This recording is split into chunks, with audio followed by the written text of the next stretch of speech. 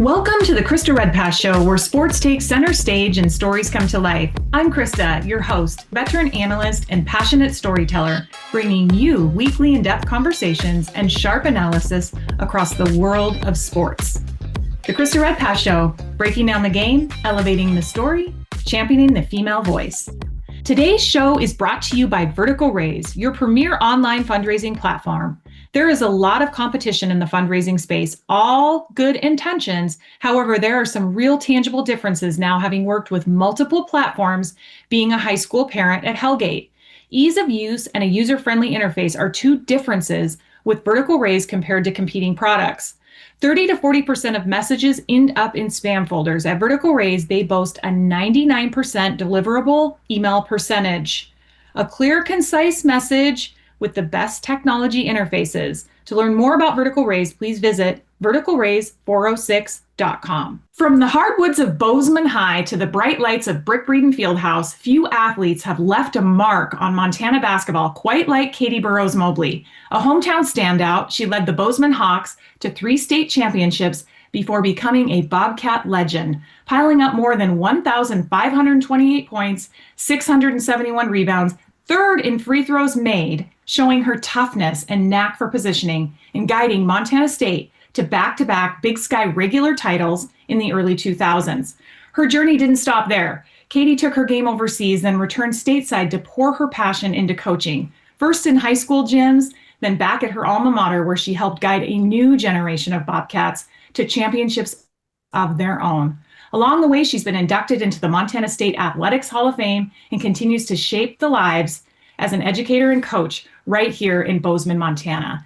Today, I get a chance to reconnect with Kati to talk about the wins, the lessons, being a wife and a mom, and the full circle moments of a career built on Montana roots and a lifelong love of the game. Welcome, Kati. I'm so excited to have you here. Thank you for having me. I'm excited to do this. It's been fun to showcase athletes on the other side of playing and giving those full circle moments, and especially looking at you being a Bozeman native and staying in Bozeman. It's just really special. Can you tell the listeners what you're up to now? I currently am coaching girls basketball and teaching sophomore health enhancement at Bozeman High School. We have a 5-year-old who just started kindergarten, so trying to balance that change has been huge. And just following the Hawks and the Bobcats around. That's so great. Well, Kati, I want to take it back to growing up in Bozeman, and I want to hear about your childhood and your family and siblings. Yeah, growing up in Bozeman, it was huge. It's definitely changed a lot since when I was younger. At one point, 19th stopped at Durston. It never went out to the interstate. So seeing the growth has been huge. But just growing up, we spent a lot of time floating the Madison and just being outside. My parents would kind of kick us out in the morning, and we'd go out and play around and play baseball, go to the barn, play basketball. And then when the lights came on, it was time to come back in. Did you have sports in your life as a kiddo? Did you compete with your siblings? I did. Sports was not huge in my family, but it was just something for us to do. We spent a lot of time at the swim pool. My sister actually was the one that started me in basketball, and I'm actually a lefty and she's a righty. So when she was teaching me how to shoot, she didn't want to figure out how to teach me left. So now I shoot the basketball right-handed. So that's one of the things that we laugh about, is I could have been a lefty, which I think would have been more beneficial, but that's okay.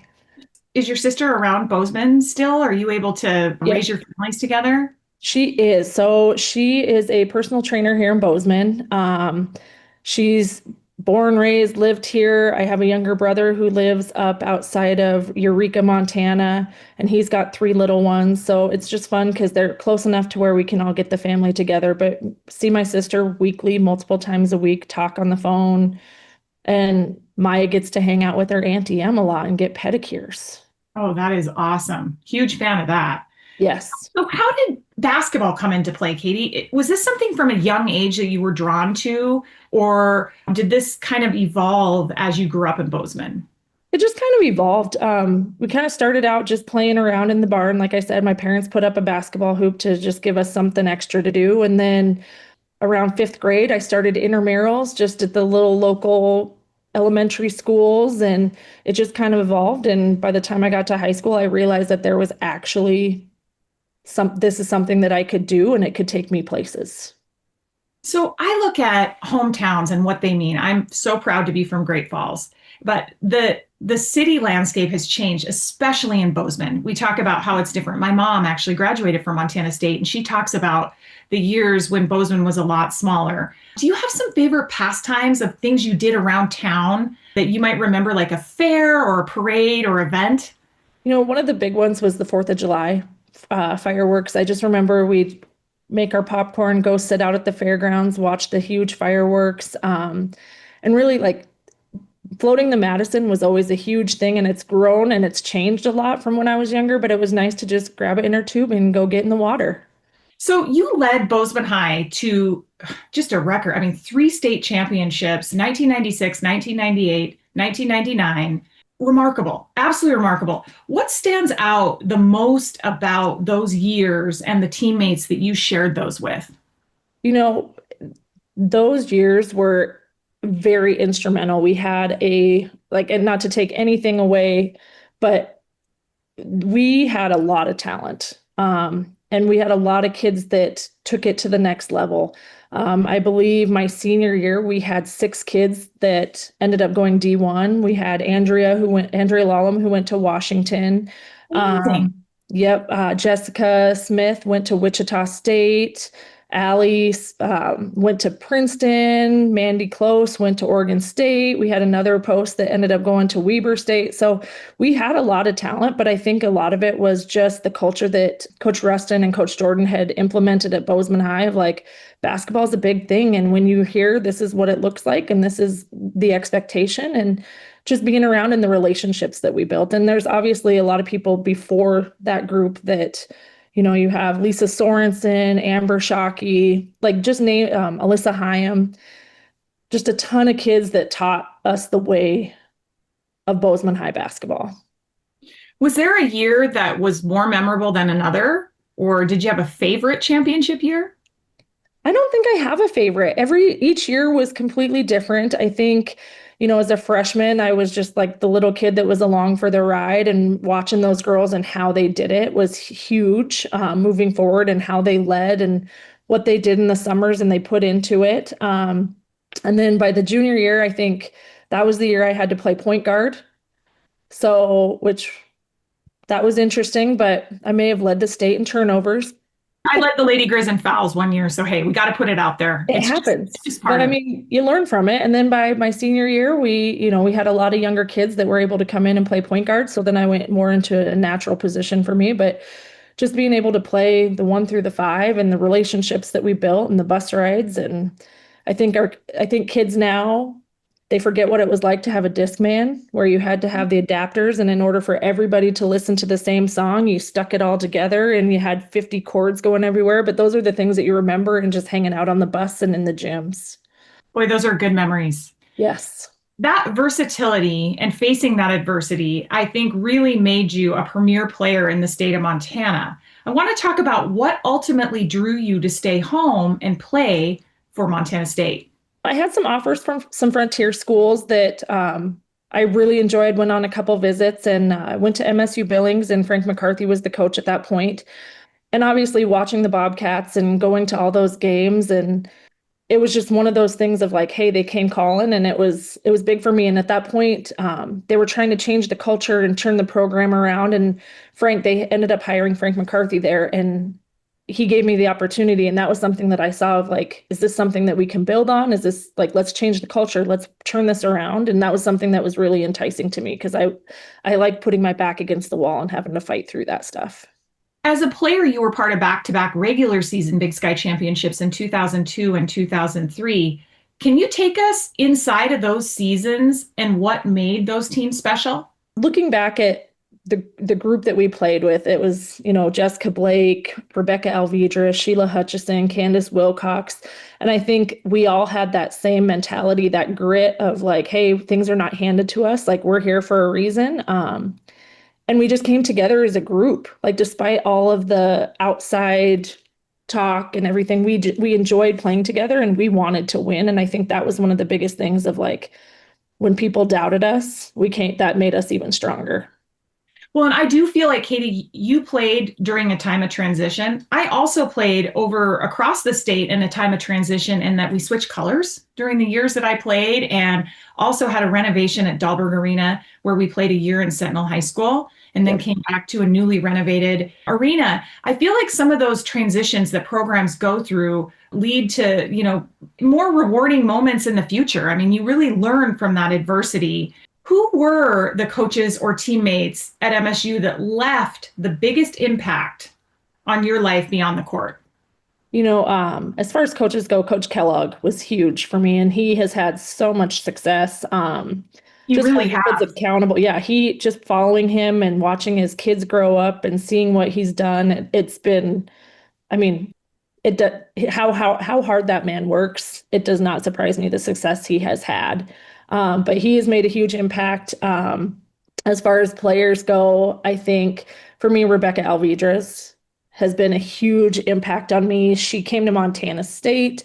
Obviously, she spoke a little bit of English, but just seeing her grit and like the way she carried herself and how she has just continued to grow. And now she's a head coach in Texas, and just seeing like the grit that kid had, and it's phenomenal. The Stubbs sisters, they were another one that made a huge impact on me because they went hard and they didn't care who you were in practice. They were going at you, and that's just something as far as the grit and the competitiveness that they brought to the table.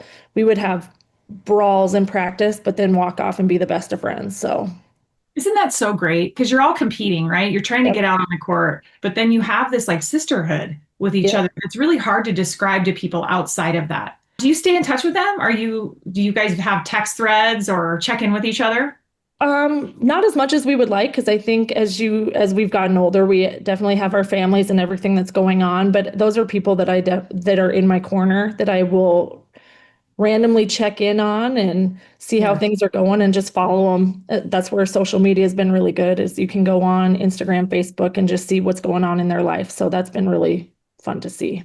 And that's so true, Katie. I feel like there was a window, like where your daughter's at right now with just starting kindergarten. You are so in it Yeah. with family and little kids. And now that my kids are on the end of high school here, I feel like there's almost been a reconnection as your kids kind of move on, where those relationships, it just doesn't matter. You pick right up where you left off. And that's the really neat thing about teammates and that bond.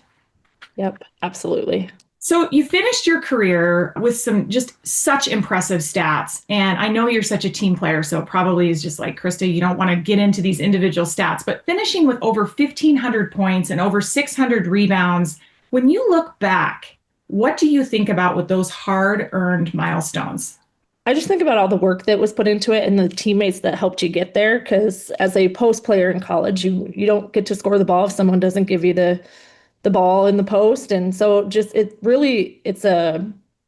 for me, it may be an individual accolade, but I look at all the teammates that helped me get there, because we put in a lot of work, a lot of hours, went through a lot together, and it's because of them that I got there. Did you feel undersized? I mean, you're 5'11". You made a major impact on games. You were super quick, so it was very tough on the defensive end, but did you feel undersized? At times, I mean, when you go against a Holly Tyler, um, you feel Who's now on your undersized. staff? Who's now on your staff? Yes, So exciting. I know. Her and Lindsay got them. I'm getting them all. I'm getting everybody. Like, I'm trying to build a staff where kids want to play for us and get back to those winning standards at Bozeman. So yeah. So being undersized, I would say absolutely. I felt it. Especially after a road swing and you come home and you've been going against bigger kids, your body definitely takes a toll. But I just, when you're in the game, you don't think about that. You just go and you play. Katie, the relationships that you make with people at Montana State, one of your biggest fans, Tom Schultz, dear friend of mine. Yes. And I've developed such great camaraderie with him as he's welcomed me in Bozeman for calling games. He has some great things to say about you. I know you're very good friends, but your resiliency and your toughness. And he talks a lot about blue collar is something he used, that you just represent a kid that would never quit. Can you talk a little bit about your relationship with Tom? Tom is another big part of my growth at Montana State. Obviously, I was a player. He was at that, well, he still is the SID at Montana State, but at that point, he was traveling on the road with us. So he got to see all the craziness and all the fun and be a part of that. And we actually would, as far as resilience and grit, it was like, we are going to fight you to get in his van. Like, we can be the best of friends, but I am in his van. We are going with him. But he got to see a lot of that, and it grew into a friendship, especially when coaching at MSU, having our little lunch dates, and his family is just phenomenal. And he's just been a huge part of my story. Vertical Raise, your premier online fundraising platform. Ease of use and a user-friendly interface are two differences with Vertical Raise compared to competing products. To learn more about Vertical Raise, please visit verticalraise406.com. We are joined today by Kati Mobley. And Kati, now I want to get into some of this professional and post-college experience.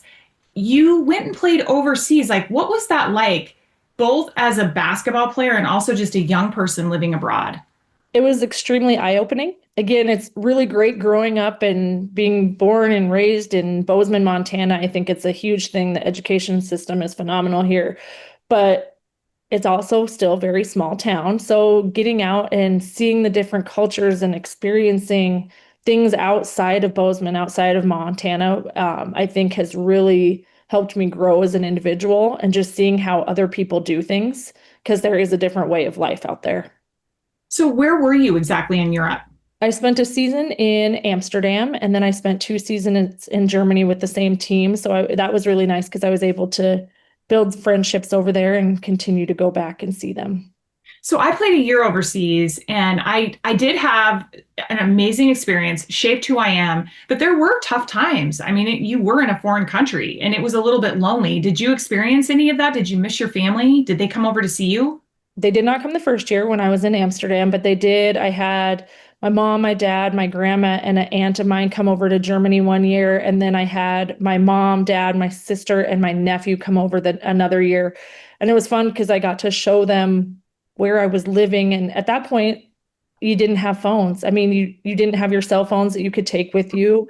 You weren't able to message people. You had to buy the calling cards and call home once a week or once every 2 weeks. So it forced you to grow as an individual and be away from your family. So that was always really tough, but it was a very good experience. Do you keep up with anyone over in Germany? I do. I still keep in contact with some of my former teammates and seeing where they're at. Again, it's hard because they're growing their families and they're getting married. And it was really nice because we had a young 16-year-old kid in the team in Germany, and I took her under my wing a little bit, and then she ended up coming over and playing in the States, and then stayed here, had a job. And so it was fun to catch up with her and see where she's been at. So after those years you played, was there just a calling of, hey, I'm going to be done with the professional side of playing? How did that shape your next journey as we get into you coming back into coaching? Well, I feel like when you're a player, you do all the camps, you get to coach. And when I was overseas, I was coaching one of the like U12 teams and doing all that. And it was just something that I felt with the coaches that I had and the former teammates that I had and the relationships and the lessons that you learn in sports, that is something that I've always wanted to come back to do. And so when I came back, it was just, for me, it felt like a natural next step. So when you returned to the US, it wasn't Montana. You had success at as a high school coach in the Phoenix area. You landed your first head coaching job at Maricopa High and led the 2014-2015 Rams to the Arizona Division II state title in your first season. You were named Arizona Basketball Coaches Association Coach of the Year and All USA Arizona American Family Insurance Big Sky Coach of the Year. I know that's a mouthful, but it is so impressive that you would come and transition from your professional career and make an immediate impact. Can you talk about that time in Arizona? Well, I think it started first for me. I was an assistant coach at a really successful high school down there at St. Mary's High School, and they had a ton of talent. And working with Curtis Ekmark and seeing how he built the program there. And then I spent some time at Dobson High School under Tyler Dumas, and he is a name in Arizona that for basketball, just what he built at Dobson, and just spent my time working under some really good head coaches and seeing how they built their programs. And then when the Maricopa job came open, I felt like it was the next step. And I was that's where I wanted to be at, and heading there and just seeing the talent that they had and just trying to implement some discipline and showing, like, letting them understand that it's okay to win and understanding what that looks like. So it was fun. I really enjoyed it. It's very impressive because that's a metro area of quite the population. For you to have that type of success, it's just really impressive. What made you transition, or what brought you back to Montana State as an assistant coach? Well, it was actually not as easy of a decision as everyone would think, because we only spent 1 year at Maricopa, and that was never my intention. Like when I took a job, I wanted to stay there and see the kids through, and there's always going to be another kid. But then the position at MSU opened up, and I was like, I might be ready to go home. And so we interviewed for it. And I say we because at that point, Justin and me were dating, but like we're kind of a package deal. So we interviewed and happened to get offered the position. And I felt like at that point, it was time to come home. So you enter that Trisha Binford era. She's coming into her 21st season. She hasn't had a losing season in 18 years. Yep. So impressive. Talk about wearing the blue and gold in a different role. What was that like?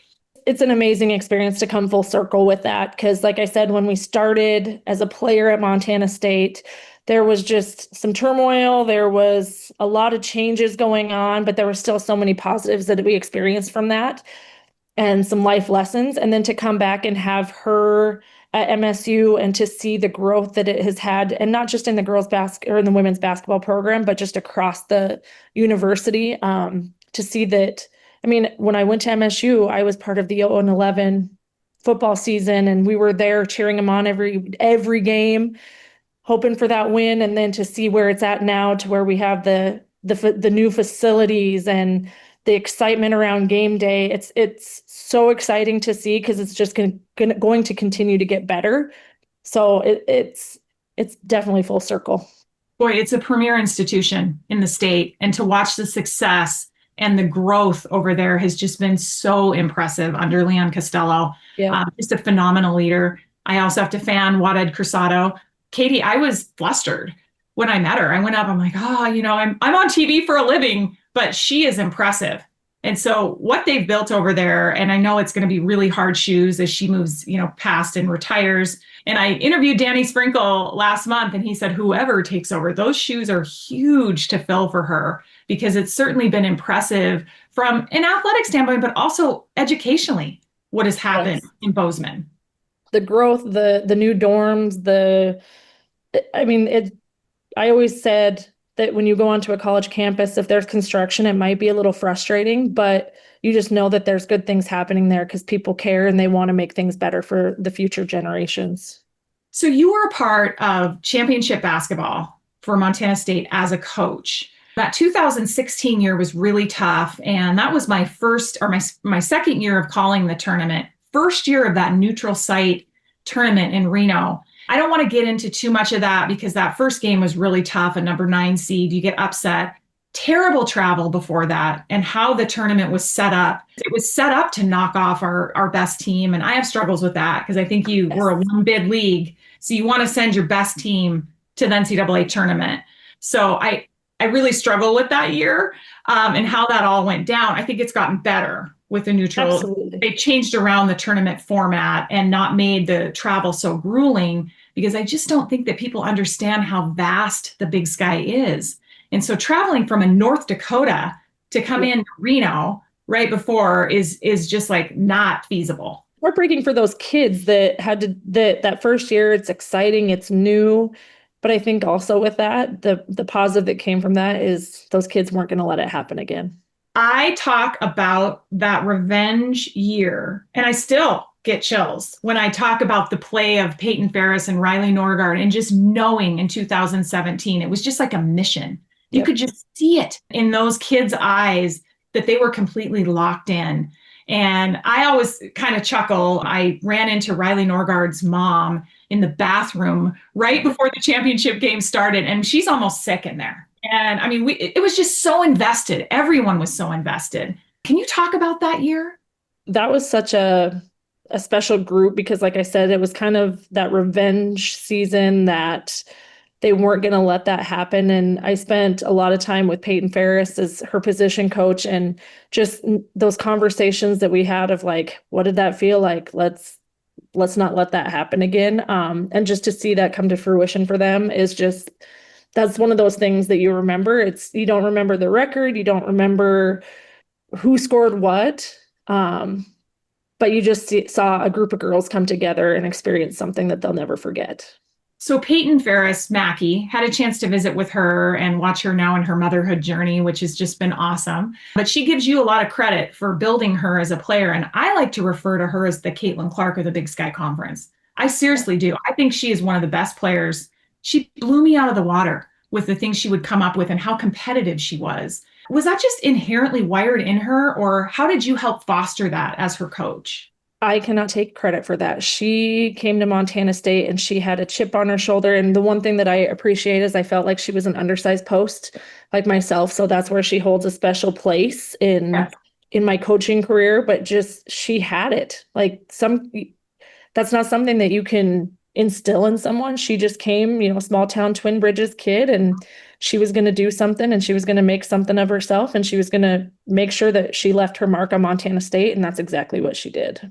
So you've coached both at the high school and Division I level. What differences have you noticed in working with players at those different stages of development? I feel like at the high school level, we're still working on those little, you have 14, 15, 18-year-olds. And so just trying to instill, and it's not even so much of the basketball portion of it for me, that's why I enjoy the high school. It's the lessons that you learn from it, the accountability, the camaraderie with your teammates. I feel like at the college level, they're a little bit more developed, obviously, because they're there for a reason. But to me, at the end of the day, it's all about the relationships that you have. And so there's really not a difference for me other than maybe they're close to getting married or having kids at the college level, and you get to go to their weddings and you get to see them become moms, where at the high school level, you're trying to teach them like where they want to go, what they want to do in life. So for me, again, it's just about the relationships. We have to go back to that championship game, though. We covered this too quickly. I moved on too fast, Katie. I want to talk about what it was like to cut down a net in Reno and that feeling. And it's almost like exhilarating when you work that hard to come off of a year like 2016 and you do it in 2017. But can you talk about what that was like in that moment? I don't know if words can describe it really. I get emotional, sorry. It's so emotional. I would expect nothing less. Because like I said, it's you saw, like for me, coming to Montana State and seeing where the program was as a player, and then coming to that, it was like, I'm sorry. It's the pride, though. Okay, Yes. so it's the pride of blue and gold. It's like you lived it, right? Yep. So you see it differently. You have more perspective than even these kids because it really matters to you.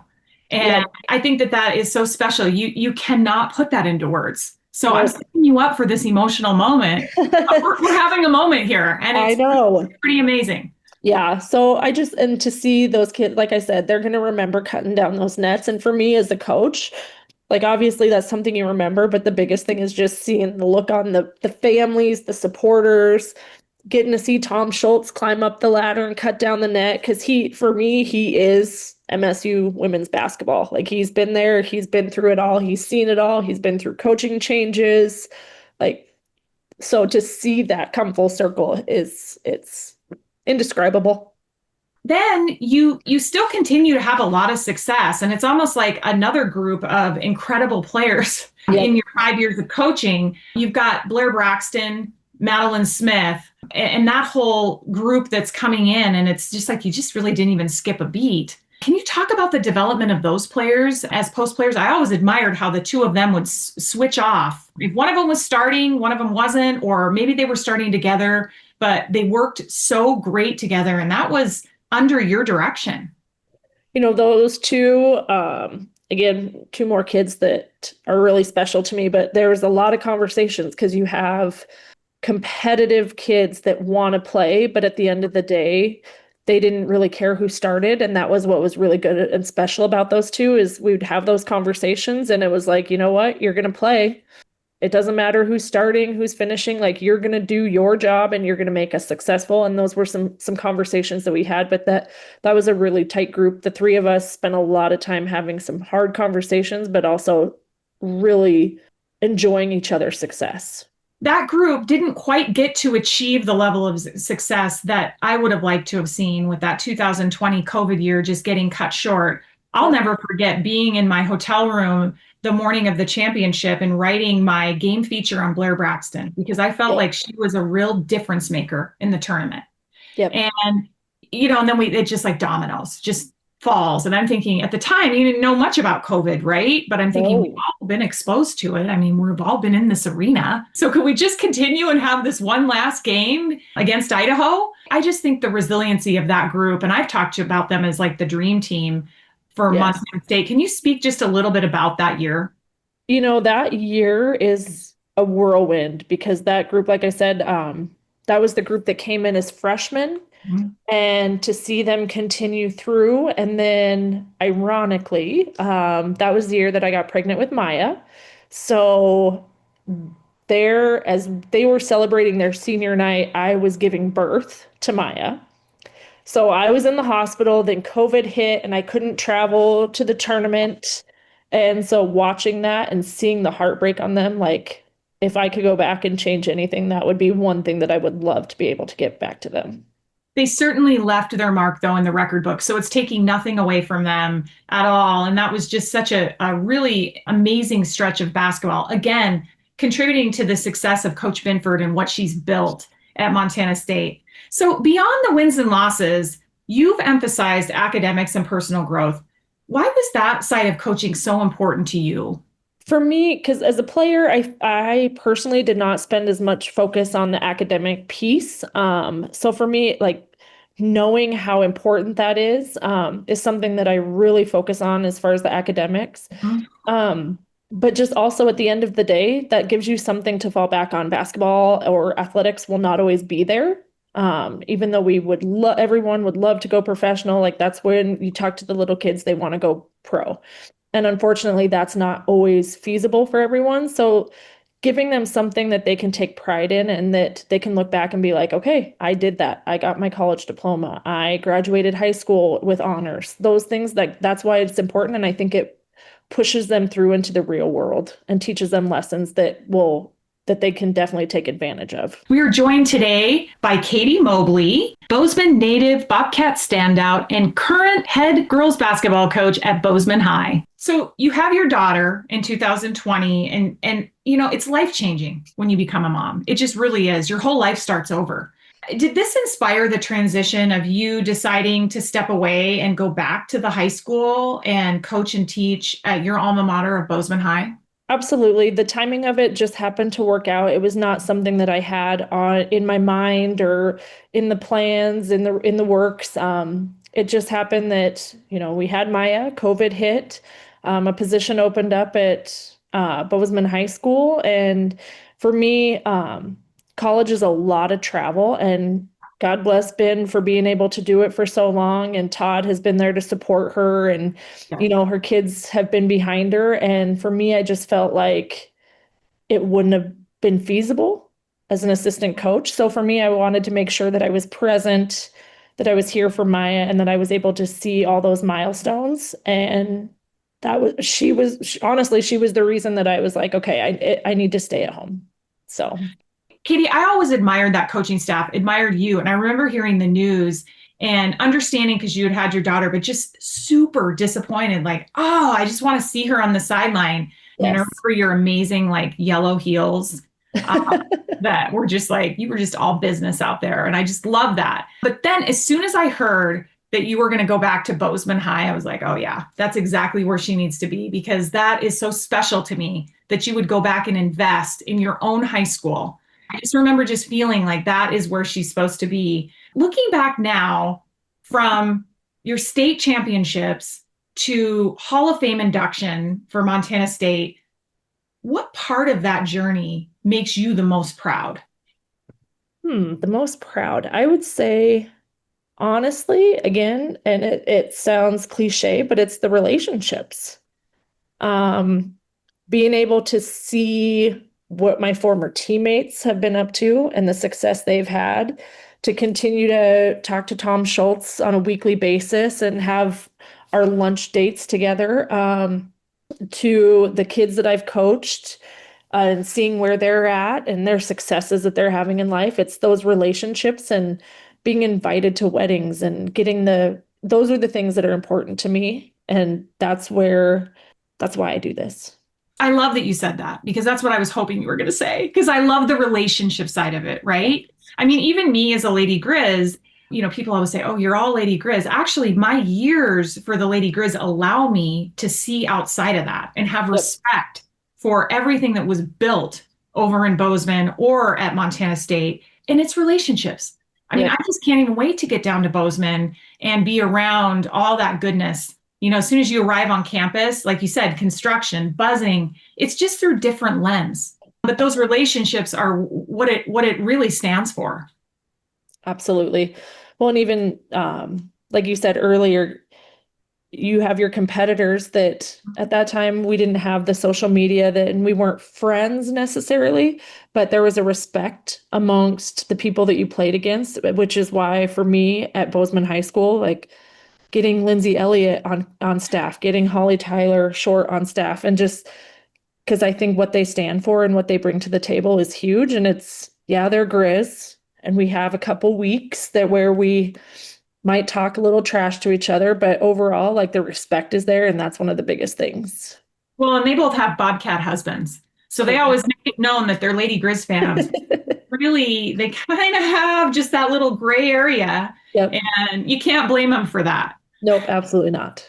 So if you could give advice to today's Montana kids that were just like you, okay, just even like a Lindsay Monaco, I mean, Holly outside of the state, but also like the Lindsay Monaco with a dream of playing at the next level, what would you tell them? I would say, first off, like, enjoy the process. If you're not enjoying it, it doesn't make it as fulfilling in the end. Do it for yourself, but also find stuff outside of. So if it's basketball, volleyball, track, I'm big on multi-sport. So go find another sport that you enjoy, but also understand that, like, that's not taking away from the sport that you're playing. I think that's really big. And that's something that I feel like we're losing in today, is just enjoying it. Like, it's not a job. You can still put in all the work and you can still enjoy the process, but go have fun, be a kid. Well, as we continue with Katie, I want to change gears and talk about being a wife and being a mom and how that has changed your outlook on success. I feel like being a mom has softened me, and there's conversations that in the past, it was very black and white. Here it is. This is what needs to happen. Where now I feel like there's a lot more feelings in it. Yes. Because having a 5-year-old and, as a toddler, and you have to simplify things a lot more, and you have to make sure that there's an understanding. So I feel like she has definitely helped me grow as a person and as a coach. So talk about starting kindergarten. That's like a huge milestone. I will forever remember those years that my kids started school. I could tear up right now thinking about it. You're just kind of, you're letting them go into another step of their life. Can you talk about your daughter Maya and what that was like to see her off to kindergarten? It is crazy. I feel like we just had her. I feel like we were just in the hospital holding her, and the sleepless nights and the just trying to figure out how to parent her to be the best person that she can be. But, reminding her every day, like, go be kind, go be nice, like, be accepting of others. And it is the truth, right? Yes. Those are the things, like, I always think my son is actually going to play for the Grizz for football this next year. But really, okay, I think that's awesome. But really, I just want to raise good kids. You want to raise good kids that are nice, that are welcoming, that will be the one that'll go out on the playground and invite someone in to play with them. It just extends so it changes you as a person when you parent. 100%. And again, I get emotional about it, so I apologize, but I love the emotion because it's so true. I think parenting challenges you in ways that you never knew were possible. yes. Your husband, we haven't talked much about him. Did he play any Yeah. sports? So Okay. he grew up in California. Okay. He did baseball. He dabbled in basketball a little bit and he played football. So he went to New Mexico as a quarterback out of high school and then transferred to Montana State and was a DB at Montana State, which is where we met. But it wasn't until years later that we reconnected. But yeah, he's a Montana State kid. Are you putting a football in your daughter's hand or a basketball or both? The irony to that is she does not want to do anything. And she's 5 years old. And my thing is like, let's just get her excited about anything and everything and not force her into anything. And I think she'll be an athlete, but who knows? Maybe she'll be the best drummer or piano player or dancer or whatever it is. I just hope that she's happy and she finds success. If it was basketball, that would make me really happy, but I understand like you're not going to force your kid into things. Well, and coaching can be challenging of coaching your own. I coach my son through his AAU journey from Yes. about third grade on, and there were some moments there. But to speak to that, Katie, I have two boys, and my younger one not into the sports scene, speech and debate, studies diplomacy, wants to be an ambassador. I absolutely love it. I love that he found something that he was passionate about. So if there's anything that you and your husband can overlay with all of your sports journeys is you found things you loved, and that's exactly what you want to foster in your daughter. Absolutely. Right now she's into horses and so we'll see how long that lasts and what route that goes, but we just want her to be happy, healthy, and be kind and care about others. So Katie, this hour flew by. We're already almost through this time here. And I could just keep going with you because it is just so fun to listen to your perspective and all of your experiences. Is there anything you want to add? Anyone you want to shout out or anything you want to add to this interview? No, the biggest thing, like I said, is my family. They're huge. They still are in Bozeman. They built me to who I am today, and I thank them for that. And to Justin for just supporting me through the journey and never thought I'd ask a kid from California to move back to Bozeman, but he has enjoyed it. He loves this town. He has invested in the kids and the community and will continue to do that until we don't do it anymore. So Kati Burrows Mobley, thank you so much for joining me today.